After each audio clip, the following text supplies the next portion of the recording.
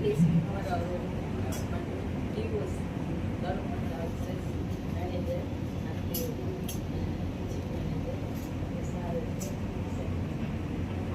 Vadivel sir வந்து முன்னாடி வந்து ரொம்ப பழக்கம். அந்த சார் வந்து அடிக்கடி சத்தமாங்களா அதே மிரட்டுற மாதிரி பேசுறேன். ரொம்ப காலம் ஆச்சு. ஏன்னா அப்ப நம்ம மிரட்டணும், இப்ப மிரட்ட முடியாது. ஏன்னா அவரை சார்ந்து தானே நான் வீட்லயே இருப்பாரு. அதனால வந்து இப்படி வந்து வடிவேல் சாரை ரொம்ப பழக்கம்.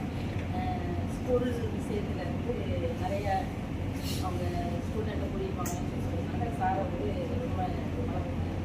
அதோட வந்து சில டிஓஸ் அனைவரும் வந்து ஃபேமிலி மேன் மாதிரி எல்லாரும் ஒன்றா பழகியிருக்கோம்.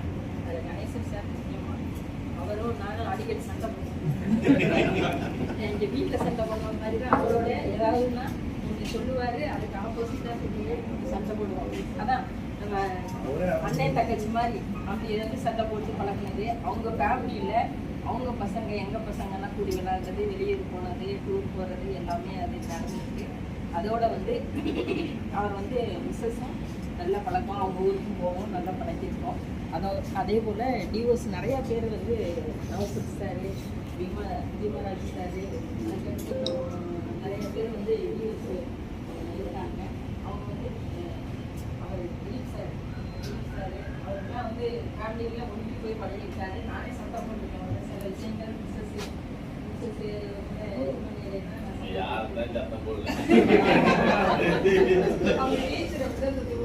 அதோட வந்து நம்ம வந்து எல்லா டிவோர்ஸுக்கும் அவங்க ஃபேமிலியில நல்லது கெட்டது எல்லாருக்குமே தோளோடு அவருக்கு தோளோடு கொடுக்கறதுனால எங்களுக்கும் ஃபேமிலிக்கும் தோல் கொடுத்துருக்காங்க. அன்றையத்தில் நான் கூப்பிட்ட அப்புறம் பீமராஜ் சார், நசத் சார்னா எனக்கு உடம்புக்கு சூழ்நிலை முடியாத சமயத்தில் ஃபஸ்ட் டைம் அப்போ வந்து நைட்டு அன்டயத்துலாம் ஓடி வந்து அவர் கூட்டிகிட்டு போகிறதுக்கு ஹெல்ப் பண்ணியிருக்காங்க. அடுத்து வந்து அட்டாக் வரையிலையும் அதே மாதிரி இங்கே இருந்து அட்மிட் பண்ணி அடுத்த ஹாஸ்பிட்டல் மாறுறது வரைக்கும் திலீப் சார் இவங்க எல்லாருமே பக்கபலமாக நின்று அரேஞ்ச்மெண்ட் பண்ணி அந்த வேனில் கூட்டிகிட்டு போகிறதுலேருந்து எல்லாத்துக்கும் ஃபேமிலிக்கு ரொம்ப பக்கபலமாக இருந்துருக்காங்க. அப்போ என்ன செய்யறதுன்னு சூழ்நிலை சொந்த பந்தம் வர்றதுக்கு முன்னாடி அவங்க ஃபஸ்ட்டு, அடுத்து வந்து ஏஜென்ட்ஸு இவரோட டீமில் உள்ள ஏஜென்ட்ஸ் ஃபுல்லுமே எனக்கு ஃபேமிலி ஒரே ஃபேமிலி மாதிரி, கூட்டு ஃபேமிலி மாதிரி தான். அதில் வந்து பக்கபலமாக அவங்களும் ஒரு தோல் கொடுத்துருக்காங்க. அதனால வந்து அவங்களுக்கும் என்னுடைய நன்றியை தெரிவிக்கணும். அதோட வந்து அவருக்கு வந்து எல்ஐசியில் நான் வந்து பக்கபலமாக தான் இருந்திருக்கேன். எப்போ சட்டம் போடுவேன்னா எனக்கு வந்து அதாவது அவருக்கு எல்ஐசி வேலை மட்டும்தான் தெரியும், மற்ற ஃபேமிலி ஒர்க்கில் எதுவுமே தெரியும்.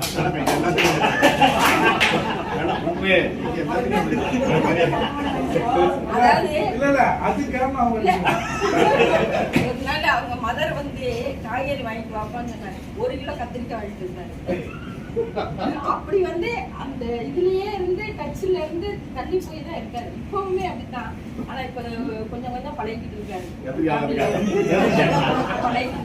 ஏன்னா ஃபுல் அண்ட் ஃபுல்லு அவரை விட்டாச்சு. ஏன்னா அந்த ட்ரைனிங்கும் ஏஜென்சிக்கு ஃபுல் அண்ட் ஃபுல்லு ஒர்க் பண்றாருங்கிறது தெரிஞ்சுக்கிட்டேன்.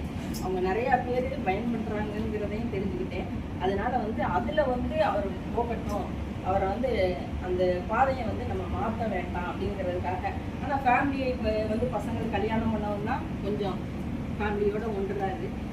அதோட வந்து ஏஜென்ட்ஸ் வந்து பயன்படுறதுல எனக்கு ஒரு சந்தோஷம், ஆத்ம திருப்தி. நான் என்னென்னா என்னுடைய பாதை வேறு, நிச்சயமாக இருக்கேன், மற்றவங்களுக்கு ஹெல்ப் பண்ணணும் அப்படிங்கிற மைண்டில் போவேன். அப்போ நானும் நிறைய பணங்களை எல்லாம் கொடுத்து அவங்களுக்கு ஹெல்ப் பண்ணுறதேன்னா இவருக்கு சொல்லவே மாட்டேன் முன்னாடி இருக்கையில். ஏன்னா என்னுடைய சம்பாதித்துக்கு அவர் இந்நாள் வரைக்கும் கேட்டதே கிடையாது.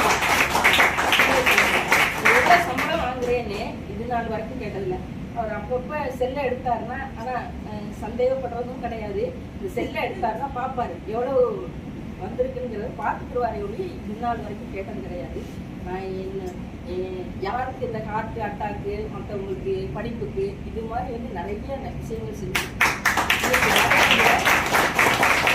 கடையில் கூட ஒருத்தவங்க நாகர்கோவில் இருந்து கூப்பிட்டாங்க. அவங்க பொண்ணு வந்து படிக்க வைக்கிறதுக்காக கூப்பிட்டாங்க. நான் வந்துட்டு பேசுகிறேன், இவர் தான் எடுத்தார்.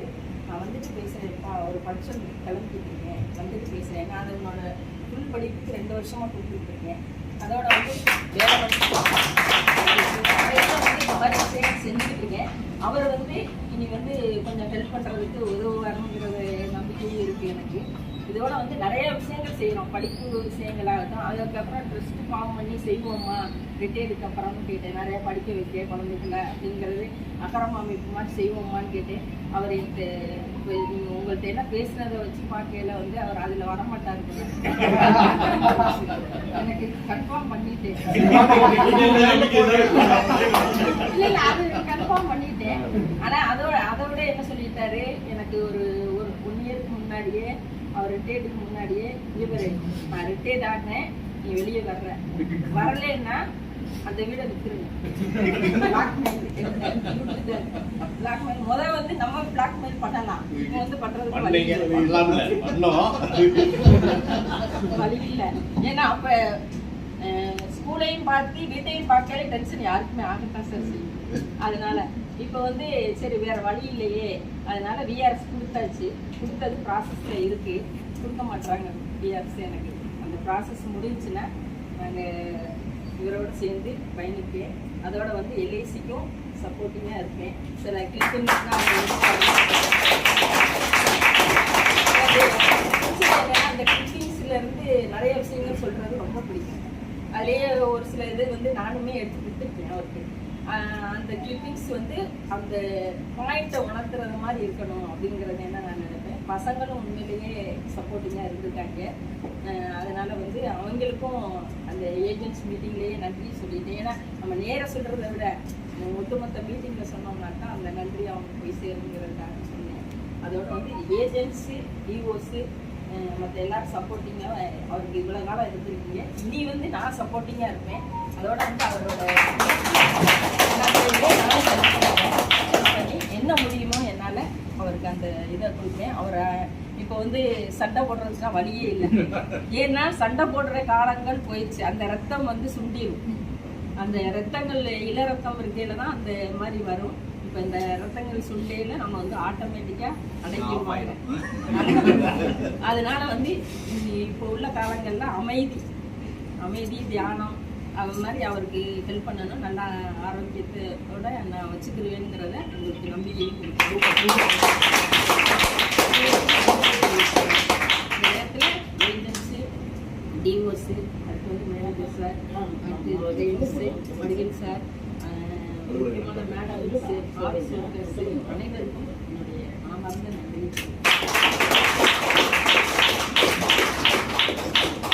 இப்போதான் நன்றிகளை வந்து மேடமே சொல்லிட்டாங்க. அது சொன்ன மாதிரி மேடம் வந்து சாருக்கு வந்து ரொம்ப யூஸ்ஃபுல்லாக பக்கத்தால் இருந்து பக்கபலமாக இருந்து எல்லாத்துக்கும் ஹெல்ப் பண்ணணும்னு இறைவனை உடல்நலத்தோடு இருக்கணும்னு வேண்டிக் கொண்டு இன்னைக்கு அவர் கொண்டு அவர் வீட்டில் விட போகிற எல்லாரும் வாங்க.